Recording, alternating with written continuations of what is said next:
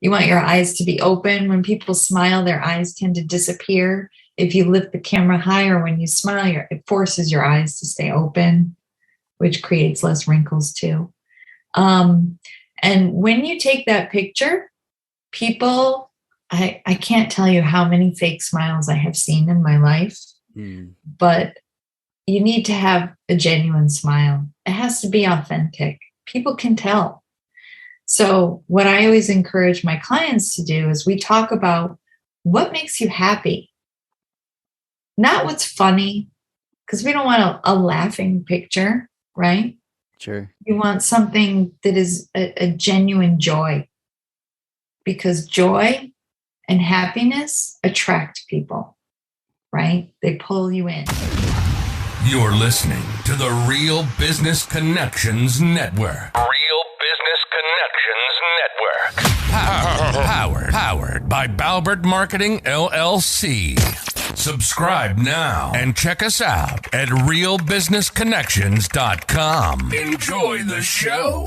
Welcome to Rochester Business Connections, powered by Balbert Marketing, LLC, where I get the chance to chat with Rochester, New York's very best business owners, entrepreneurs, and thought leaders.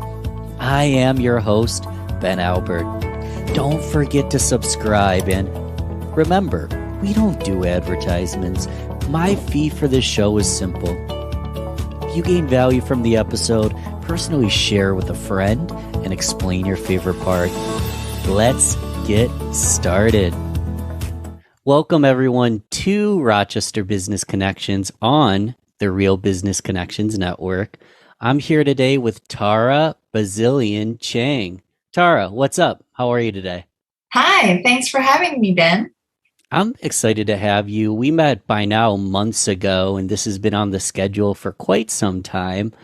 I'm excited because you are the owner, founder, solopreneur of TBC Photo. That's right. I know what a photo is, but let's still give the bird's eye view. What exactly do you do at TBC Photo, Tara? Well, I focus on business portraits and headshots for actors, models, and musicians. And I also, on the family side, do family portraits, high school senior portraits, graduation portraits. I love to do engagement photos, but I don't shoot weddings anymore. Fair enough. Yeah, I think I wrote this down in my notes. You've been featured on CDs, albums, and your photos have been featured on multiple book covers as well. Yes, when I went to college for photography at Parsons School of Design, they also have a jazz school. And so I met blues travelers there and hung out with them a lot and did a lot of photos that they ended up using on their CD covers. And then I also, a friend of mine worked for a publishing agency in New York City, and they had published academia books. So they needed pictures, specific photos, and I supplied about 25 photos for different book covers. That's super cool. And this was right when you were still getting your start, it sounds like. Yes. Well, walk us through kind of the beginning to the end, as detailed as you want to go. But obviously you put in, 20, 30 years into photography? How long has it been? Over 30 years. So you've been doing really this dating over 30 myself. years. Okay, I'm not ashamed. I'm 53, started out with high school photography darkroom in 10th grade, fell in love with it, and decided right then and there that I was going to be a photographer. I know that's pretty rare that people decide at such a young age. I've watched my own kids struggle with what they want to do with their lives and careers, but I always knew. And I applied to one college, Parsons School of Design in New York City, because I wanted to go to New York City and I wanted to go to art school. And by a stroke of luck, I got in there. I'm pretty sure they accepted me because I took the bus for 3 hours from Connecticut by myself and showed up to the interview. And I walked in and all the other kids had their parents there. And I was like, was I supposed to bring my parents? It didn't even occur to me. I was so just independent and headstrong. And I'm pretty sure that's why they let me in. So, and then my junior year, I transferred out to the University of New Mexico and stayed there for a few years, and then moved back to the East Coast. And I worked, waiting tables and other retail jobs, and worked in offices for years, and did my business on the side because I needed health insurance. And unfortunately, in this society, health insurance is very much tied to a actual job with a company. So in order to afford health insurance, I needed to do that. So I was actually an office manager at a hedge fund for 5 years in Midtown Manhattan, which, if you know me, a lot of people are very surprised to hear that. And then it wasn't until I moved up to Buffalo 16 years ago that I made it my full-time job, that I really settled in and developed this business. And I just wanted to take pretty pictures, and, so that everyone had wonderful pictures, because I think everyone should have wonderful pictures. And so I had to kind of take some business classes, marketing, learn about email and all that other stuff, doing your expenses and all of the stuff that goes with having a business. I didn't realize it would be so much more than just taking pictures.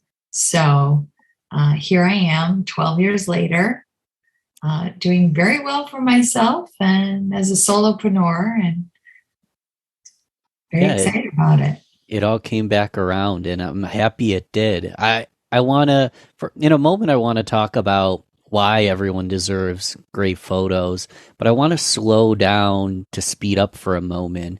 So you said you were in the dark room in high school. So you said that was like a moment for you.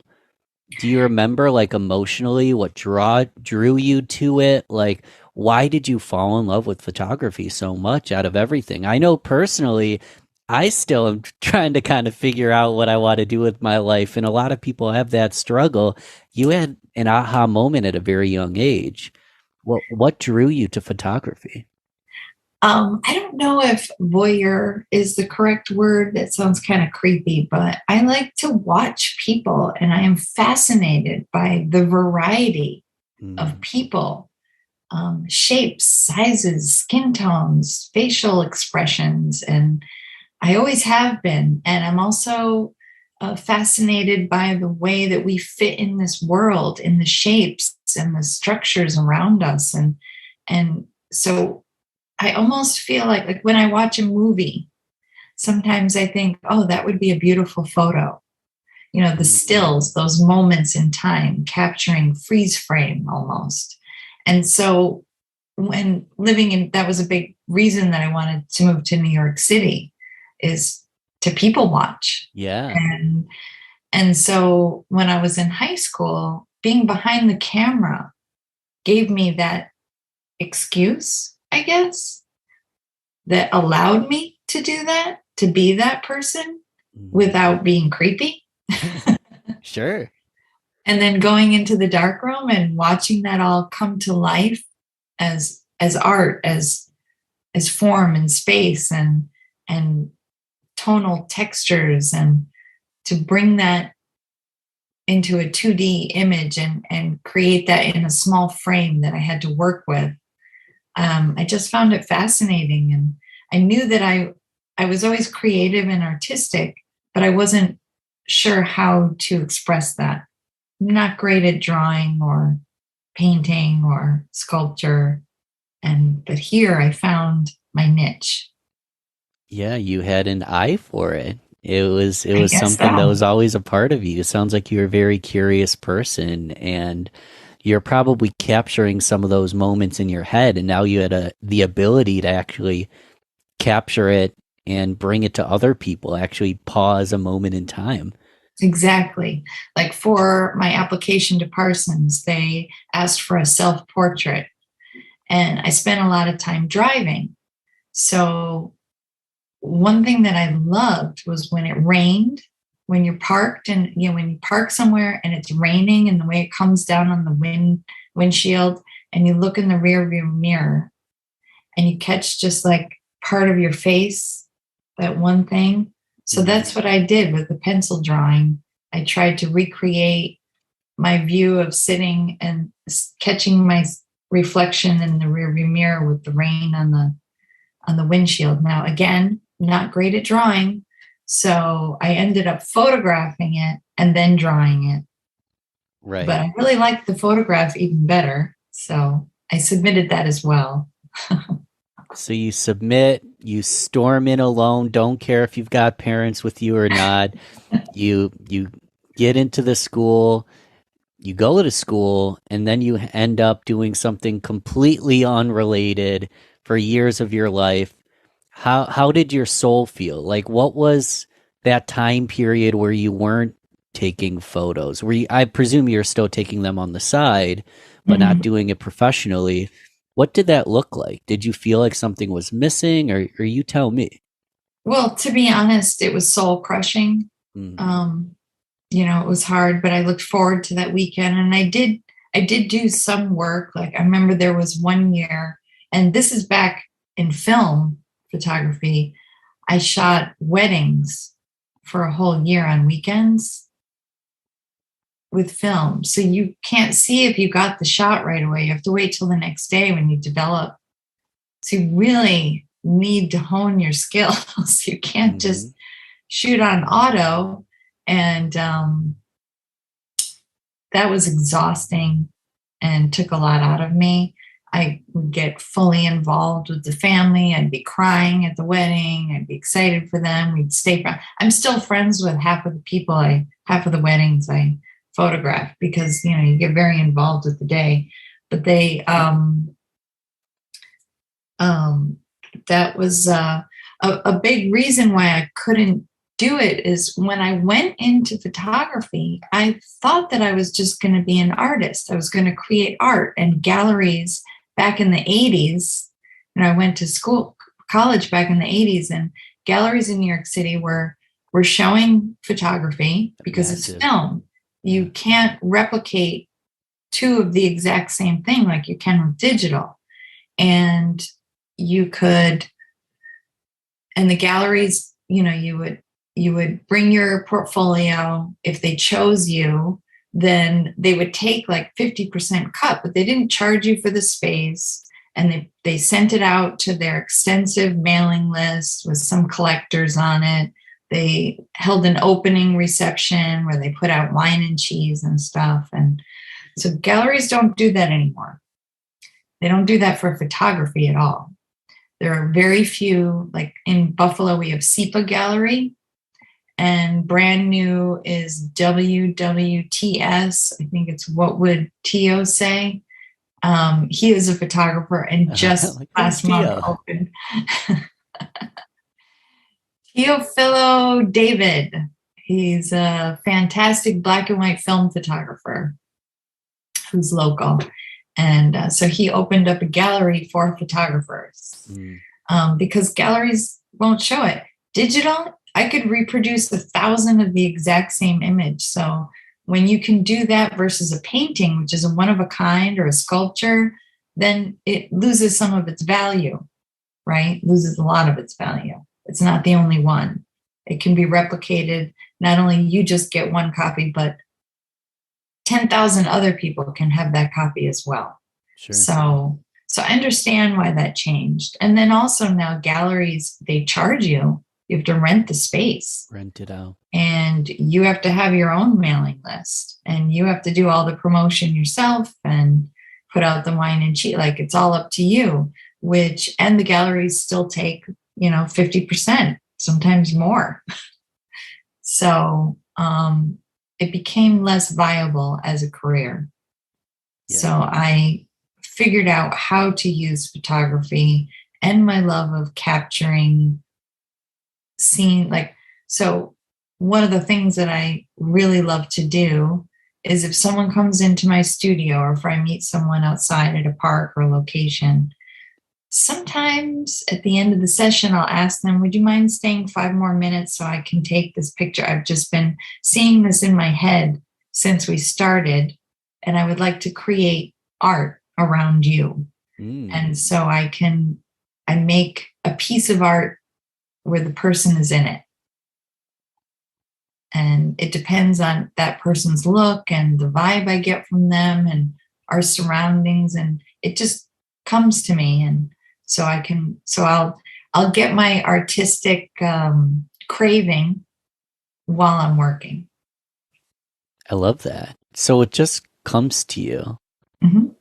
How does that, do you like, you just see it and you just envision, like, Yeah. I don't even know what I'm asking. Like, that's something that I don't think comes to me. So I think it's just a magical thing that you can kind of envision it before it exists. And then you can place everything and use your expertise to create something special.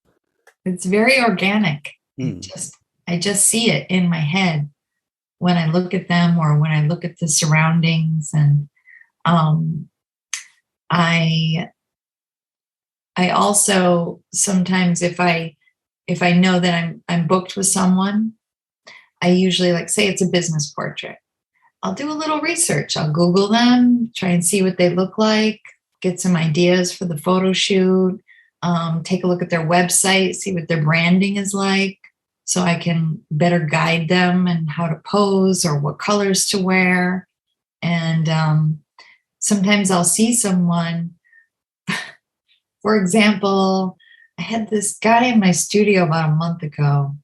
I can't even remember his name. He's an anesthesiologist and needed portraits for his, business and Google and things like that. He looked like a Viking. Okay.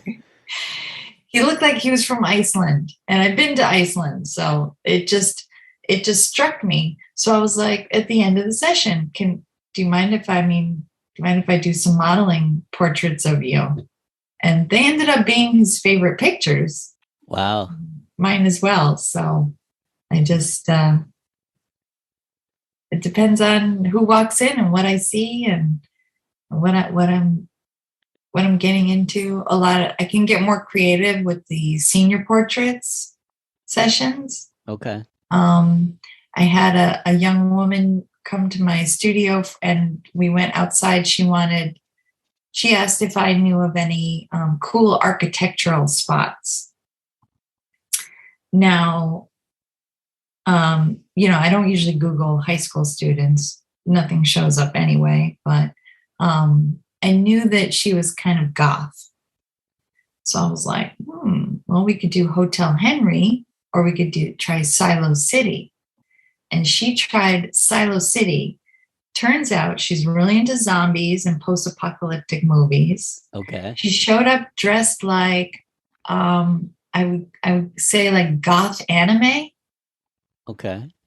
With this like black baby doll dress and all this like heavy pearl jewelry and the dress was short and she wore these knee-high combat boots. She had this really cool look and I was like, oh, this is going to be fun. Yeah. And she was like, I am up for anything. She didn't want just those classic poses, where you're, lounging in the sun or looking pretty with a flower. She wanted something different. And I was so up for it. The photo shoot ended up taking 2.5 hours. But I only charged her for an hour because that's what she signed up for. And I didn't realize how much fun I was going to have. We ended up traipsing through Silo City, which if you haven't been there in Buffalo, and there's a place called Duende, which is like a bar. They serve a little food, but a lot of it is outside and they have an outside stage. And it's just in the middle of Silo City. And they have this really cool sculpture park attached to it. And the sculptures are metal or wood and stone and kind of hidden along these paths. You walk through these windy paths. And it was perfect for a photo shoot. Totally had this post-apocalyptic feel to it. And we had a lot of fun. That's incredible. That does sound like a lot of fun. Yeah. And I haven't been there yet. So that when I come to Buffalo to visit, that's a place where we need to go. Yeah. Reach out to me. I'll take you. It's very cool. So I have an actual question because my previous one was like, oh my gosh, how does she have an eye for it? And I know this will be a difficult question, maybe, but think about someone who's simple and needs a 101 course, someone like me. How do I know what to look for?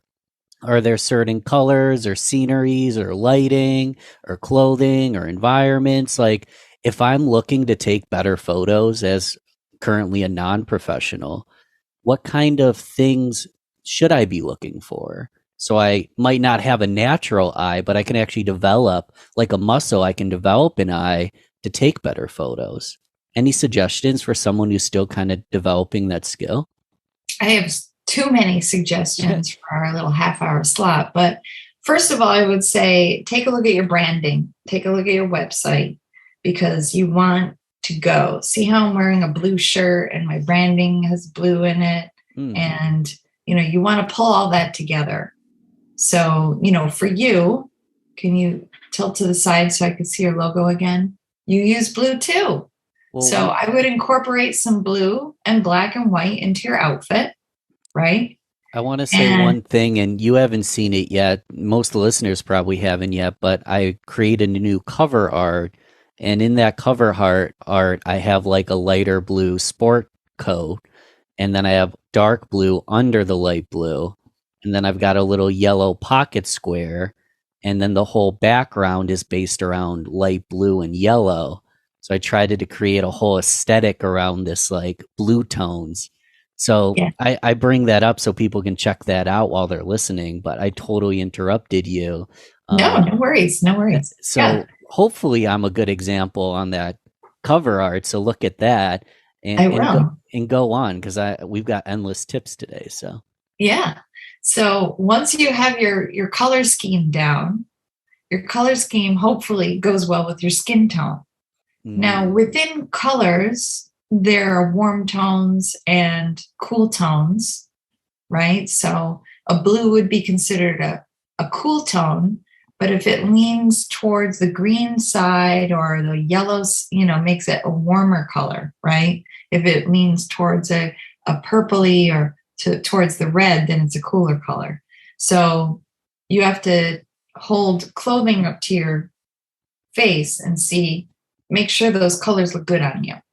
And it also depends on what time of year it is, right? Dead of winter, you're barely outside, no sun has kissed your skin. Your skin tone is different than it is in August after you've been outside a lot. So like this color looks way better on me in the summer than it does in the winter. Sure. So once you have your colors down and your outfit down, and you want your outfit to kind of convey your status. And I don't mean that in a financial sense. I mean that in like, what is it that you do, right? So I'm a photographer. I'm an artist. I could wear whatever the heck I want. I tend to dress more on the simple side when I'm working and networking, because when it's too busy and it's when you wear a lot of big things, then it's all about you, right? You get that? When you meet somebody and they're dressed like to the nines and lots of colors and they become the center and the focus. That's great for someone who is like a public speaker or gives lectures or is a teacher of some kind online, or someone where all eyes are on them, right? But for me, I'm a background person, right? As the photographer, I'm behind the scenes. So I tend to dress, in more quiet tones, colors, simpler. So you want to think about what you do and how you want to present yourself to the world, right? And then, now that you've had all that, then you want to take the picture, right? What do you do? Let's say you're in marketing, right? that opens up. You could take your picture literally anywhere, in a studio, outside, in the woods, out in nature, or in the middle of a city with buildings around you. You could do whatever you want, but you want to choose things that kind of fit what you feel your ideal client is looking for, right? Mm-hmm. Then you choose your location.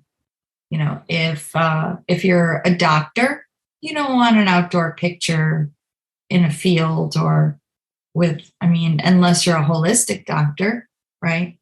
Because a picture speaks 1,000 words, right? Your image is going to convey a lot more about you than what your words say, right? It's the first thing people notice. And if your words don't match the picture, then you're giving conflicting points, right? Sure. Yeah. So then it comes time to take the picture. If you are using your cell phone, I recommend that you put it on portrait mode so that your background is a little bit blurry and the focus is on you. Mm-hmm. You always, again, it depends. I mean, if you're an artist or musician or something, you could hold the phone down if you want. But typically, people look best if you hold the phone slightly above your eye level. Okay. And the older you are, or the heavier you are, the better, more flattering this will be. You don't want it to be like from the forehead where you're looking up, like, that's silly. Yeah. But just slightly above. Slightly so above. That gives more of an angle, creates a sharper jawline. It creates less shadows on your face, right? When you hold it from below, even thin people create like a double chin, right? The weight of your skin pulls down and creates heavier, darker lines in your face, right? So if you hold it up, it's like I read somewhere a long time ago, if you don't want wrinkles, sleep on your back because gravity will pull your skin. Okay. Same concept, right? You want to have gravity help you. Gravity is on your side. I remember back in the day, people mostly men taking selfies with that low angle to try to look tough. Yeah. And I always thought it kind of looked silly. Like they were Yeah. like hovering over the camera and it was like a chin shot. Yeah. You can see up someone's nose. Nobody wants to see up your nose. It also makes your eyes look darker and beat like a beadier, like meaner, right? So you want your eyes to be open. When people smile, their eyes tend to disappear. If you lift the camera higher when you smile, it forces your eyes to stay open, which creates less wrinkles too. And when you take that picture, people, I can't tell you how many fake smiles I have seen in my life. But you need to have a genuine smile. It has to be authentic. People can tell.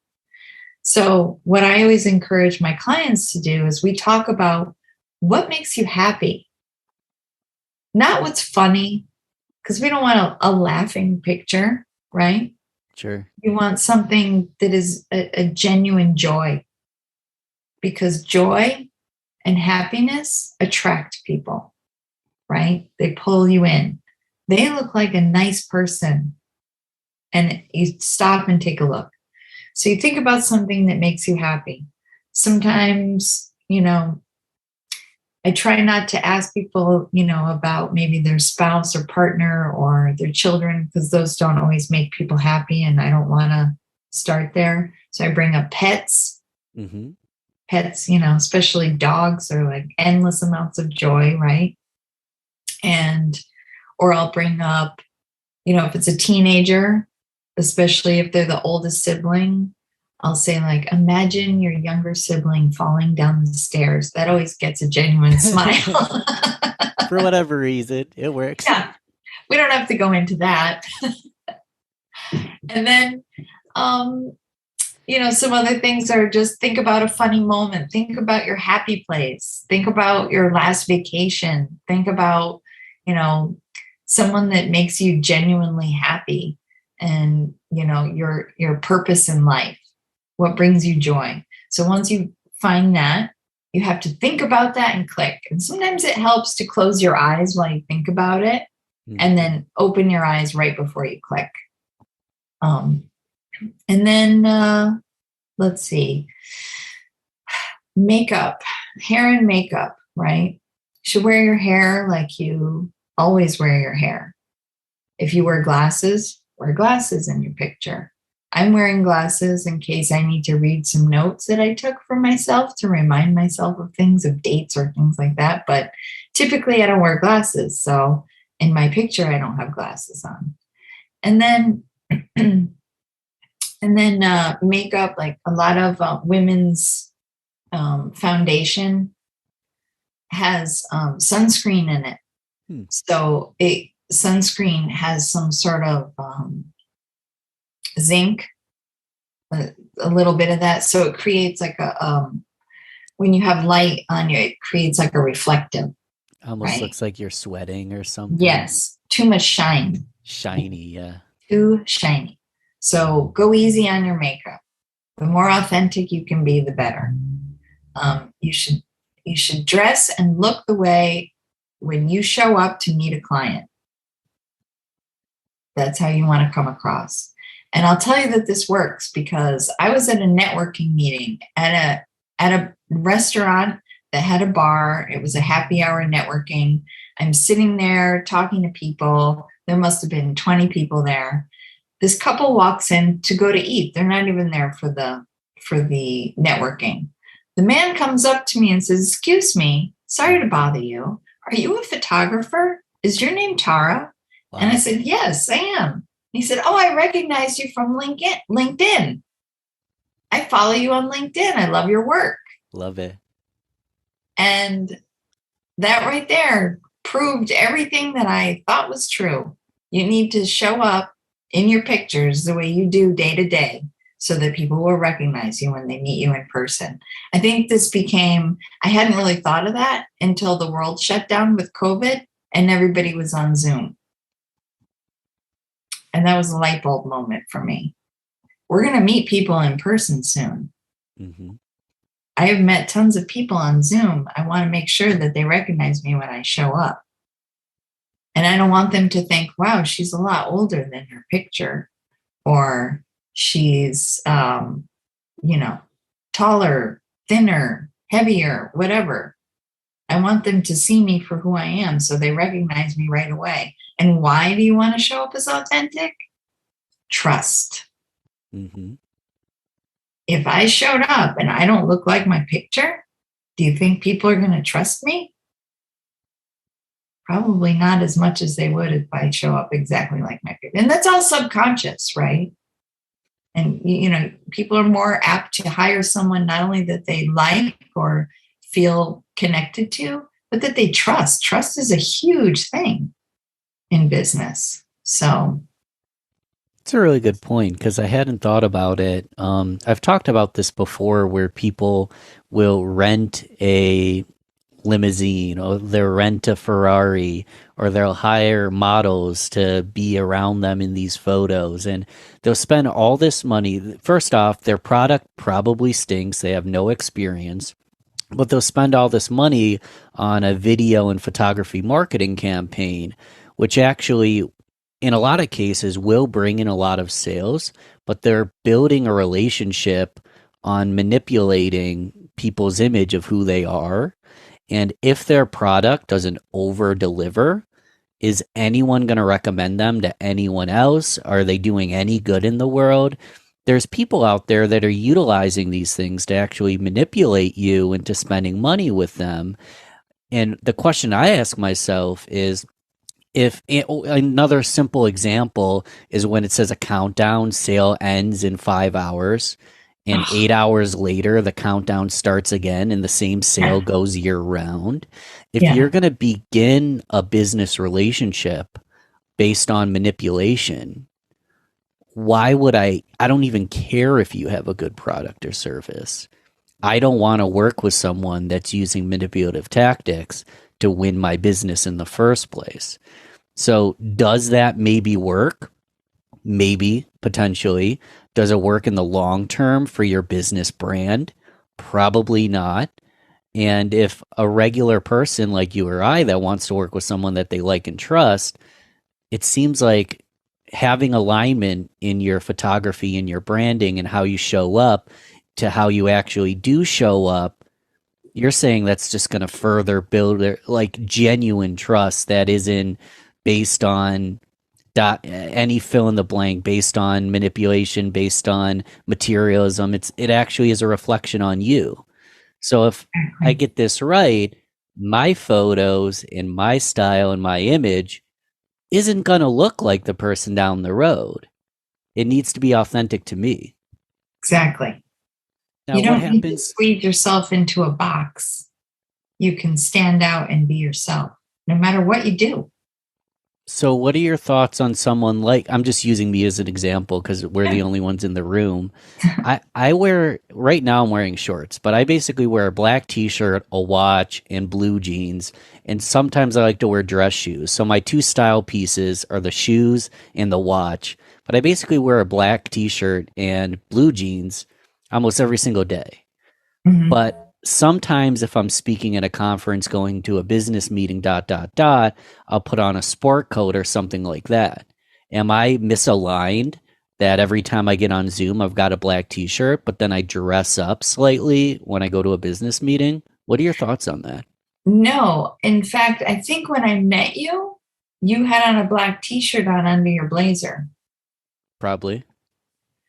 So you are in perfect alignment. And that's how you should dress for your business portraits. That blazer, black t-shirt, jeans, dress shoes, watch, all of that. That's your signature look.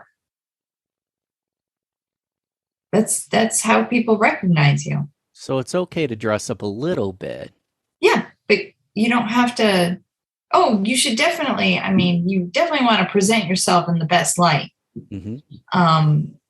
You know, I guess it would. Here's a better example. I had a young man come in to my studio. He is a accountant. He showed up with a button-down shirt, great, except it was a very colorful paisley design. Mm. And at first I'm like, what is he, an artist, a jazz musician? Is he, something in the creative field, marketing even? Nope, accountant. So I went upstairs to my husband's closet and got a white button-down shirt and a black jacket and asked him to change. And he was very confused. But what I said to him that really stuck was, if you're managing someone's money, your shirt screams, I'm a wild and crazy guy. I take risks with your money. Is that what you want to convey? Because again, a picture speaks 1,000 words. This is great for your Facebook profile picture. You can wear that shirt, or a dating app, but for your business profile, what are you trying to, do you want people to think that you take risks with their money? Because that's what that shirt says. Interesting. How do you feel? So context will matter, because let's say I look great, I maybe look conservative, I'm great with money. It doesn't hurt to post a picture of you a Hawaiian t-shirt on vacation, because the way you paid for that vacation was being good with money. Yes. So I'm great with money, so I have all this money to go on vacation, but you don't open with, I'm on vacation, give me money. You open with, day Ben, and then night Ben can reap the benefits of what day Ben does, and that's conservatively take care of someone's money. Right. Weekend Ben can be those supplemental posts, those more about me posts, those get to know me posts, this is what I do when I've racked up enough money because I did such a good job with accounting posts. So that makes sense. Time flew by with you. I want to let you finish your thought. I was going to slightly change topic. No, that's okay. It's okay. Go ahead. I was going to ask, because people are going to want to connect with you. They're going to want to get to know you better, what does Weekend Tara do? What do you do for a good time? Obviously, photography is a passion and your job, which is a great combo. What else do you do when you're just relaxing and looking to do something for yourself? I know it sounds lame, but my favorite thing to do is to go out to eat at different restaurants. I am a foodie. Hmm. I love trying new foods um, and just socializing with friends over a cocktail and some great food. And sometimes I have friends over and I set up my back patio so that, with little lights and candles and comfy couches so that we can relax and kick back and talk. Um, when I was younger, I was much more adventurous, but the older I get, the more I just want to sit back and relax. And you deserve that. I love that. It's I gotta show you. I gotta send you a picture after this. I was in Chicago, and I was at a restaurant. Something goat. Her whole branding's around goats for some reason, but she won some competition on Top Chef, and all our meals were just like, I can't explain it. They're just like glowing. They all looked so fresh, and you've got me hungry just thinking about Yeah, this, Tara. But do you take pictures of food, or you just eat it? I have done food photography. My favorite one was when I was first starting my business. I somehow got connected with, oh my God, I'm terrible with names. She's the pie lady, and she makes a variety of sweet potato pies. Okay. And she was just starting her business, and I was just starting my business, and I love pies. And so I traded her and I did all these portraits of her pies. And then she gave me tons of pie. Like I had a freezer full of pies. It was a very exciting time for me. Yes. And they were all delicious. And I recently I think it was last summer, I went to a farmer's market. So now we're talking 15 years later. And she had a booth there with her pies, and she was still using the pictures that I took. They held up, they stand the test of Love time. It's it. not like she didn't change her product and she didn't change her look or anything. And so, they were just pictures of her pies that I actually set them up on my kitchen countertop and did. So she still uses them on her website. That's incredible. I think I know these pies. They're sweet potato pies, Yeah, and the pie lady is. she has pop-ups at different places, Mhm. I believe. Yes, they're amazing pies. I'm gonna. This conversation made me so hungry. Yeah, me too. So, in a moment, we're gonna go to the rapid fire round. Short, sweet, easy to answer questions. No right or wrong answer. First, I'm curious because I already mentioned it. How do I connect with you? So, obviously, if I'm in the Buffalo area to Mhm. Rochester around here, I can, hop, skip, and a jump, come see you in person. But some people might just want to follow your photos, follow what you do, learn from you, because we do have a national audience as well. So, what is the one Sure. stop shop? What's the best way to get in touch with you? Oh, geez. To get in touch with me, I would visit my website. It's www.tbcphoto.com. Very simple, just the name of my company. It has all my contact information there. All my pricing is no hidden fees or anything. You know what you're getting into when you go to my website. You can email me from there, or my phone number's on there, my cell phone. And then I'm on LinkedIn as Tara Bazilian Chang, not as TBC Photo. And that'll And be in the I show notes so people don't have to figure out how to spell it. I'll put that in the show notes as well. thank you. That's a mouthful. And then on LinkedIn, I post mostly business portraits and headshots, actors, models, musicians, that kind of a lot of studio work, but some outside work too for business portraits. And I do a pro tip Tuesday. Every Tuesday, I give a little tip for, preparing for a photo shoot, doing photos, whatever it may be, marketing, things like that. And every Friday I post, it's Black and White Friday, because Friday's my favorite day of the week. And black and white photos, that's my jam. That's how I started black and white film photography. And I still sometimes see things in black and white. So I dedicated a day. And then on Sundays, sometimes I post on Sunday, but not too often. That's when I'll post like a family portrait or senior portrait, graduation or events, things like that. Facebook, I'm on Facebook as TBC Photo. And that I post mostly family portraits, graduation, high school senior portraits, parties, things like that. And then on Instagram, I use Instagram as my portfolio.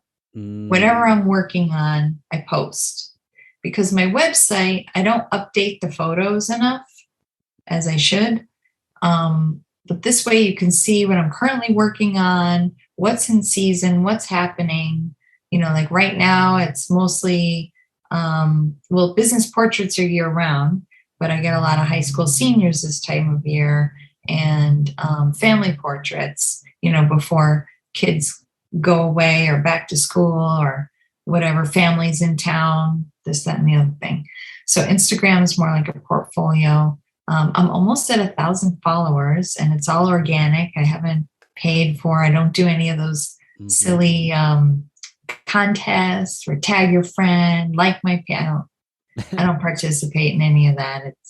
It's mostly because, say, for a senior portrait, a parent will hire me, and their kid's not on Facebook and they're not on LinkedIn. How would they see all the pictures I'm working on? Tell them to go to my Instagram page.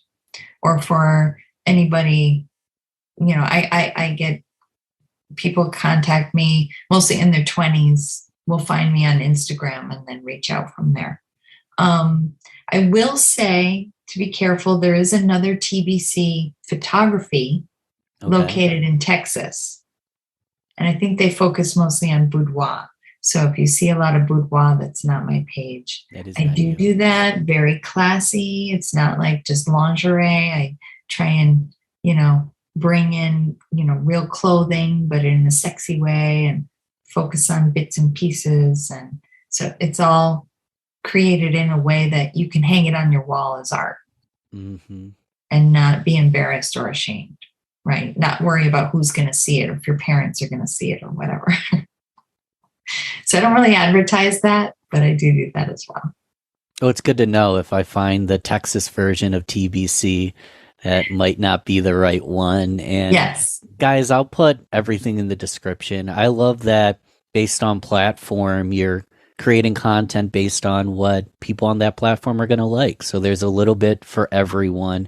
I know personally we're already connected on LinkedIn, but I need to turn the notifications on because the Tuesday tips and then the Friday black and white sounds like a lot of fun to me. I love tips, so I'll do Tuesday tips for the rest of my life if you've got good content for it. So I'll put that all in the show notes. We end with the rapid fire round. These are shorter. Some are either or, some are fill in the blank. You can cross it out, say whatever you want. And I often start with coffee or tea. Both, but coffee is more of my energizer. Tea is more of my relaxer. Coffee for energy, tea for relaxation. Yes. I often ask favorite season. Let's add a little bit to that question. Favorite season to take photos in? Ooh, that's a tough call between summer and fall. Fall foliage is gorgeous outside, but it definitely reduces the color choices of people's outfits. Whereas in the summer, you can pretty much wear anything except green because you're going to be surrounded by greenery. And the light is beautiful both times of year. So summer and fall. But all seasons work too. Oh, yeah, definitely. Winter outside's not so great unless there's snow all over, right? Because otherwise it just looks dead. But yeah. plan for it. But Plan you for can a do day like where cityscapes in the winter. Look great. So we'll do.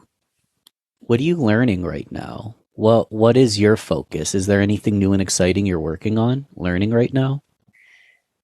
I am trying to figure out, and if anybody out there can help me with this, please reach out. I see sometimes other artists and photographers will use for promotional purposes on their social media. There is an app out there where it creates like, you in our Zoom right now, you have that background. So it creates a scene where there is a large frame and you slide your artwork into the frame so people can see what it would look like in a room on a wall, right? Kind of plant that subliminal message, right? So I want to show people like a lot of these outdoor portraits that I take, families, seniors. When you print them on a canvas or large, they become a piece of art. They become so much more than just documenting time, right? So I want to find some sort of way I need to find that app. Yeah, to create like a mock-up.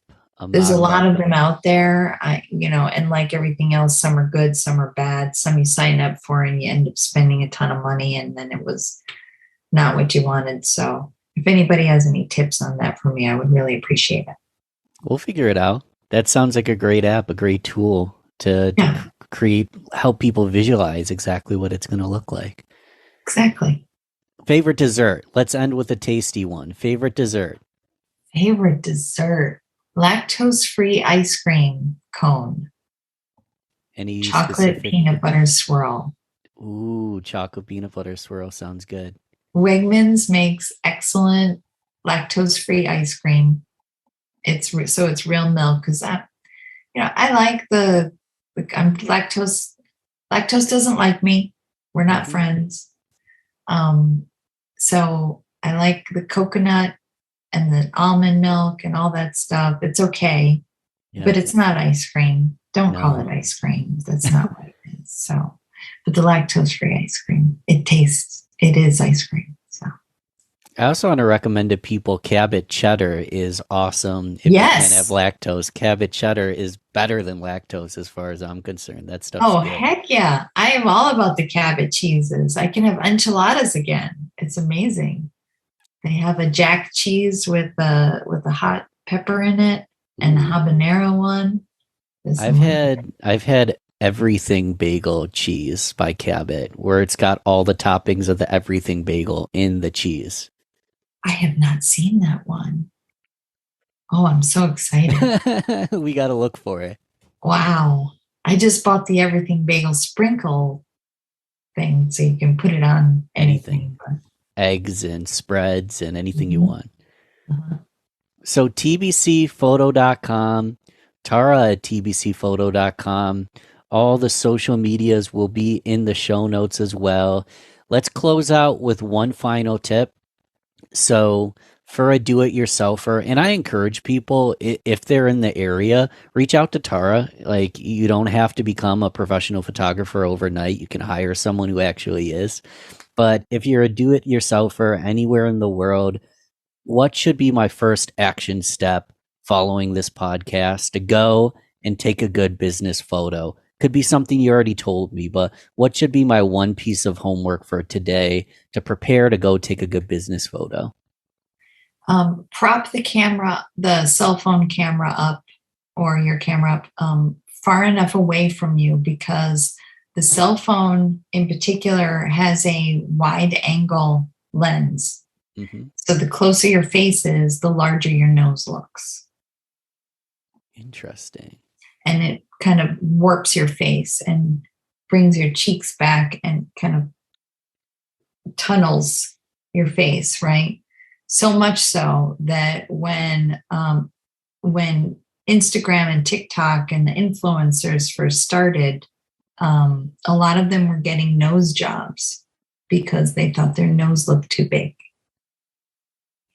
So hold the camera farther away, prop it up if you can so you don't have the long arm stretch, and or put it on a tripod. You're about to put a bunch of plastic surgeons out of business. Yeah. Thank you for coming on, Tara. I'm about to go get something to eat because I'm hungry after this awesome conversation, and love to have you back and stay in touch. I appreciate you coming on today.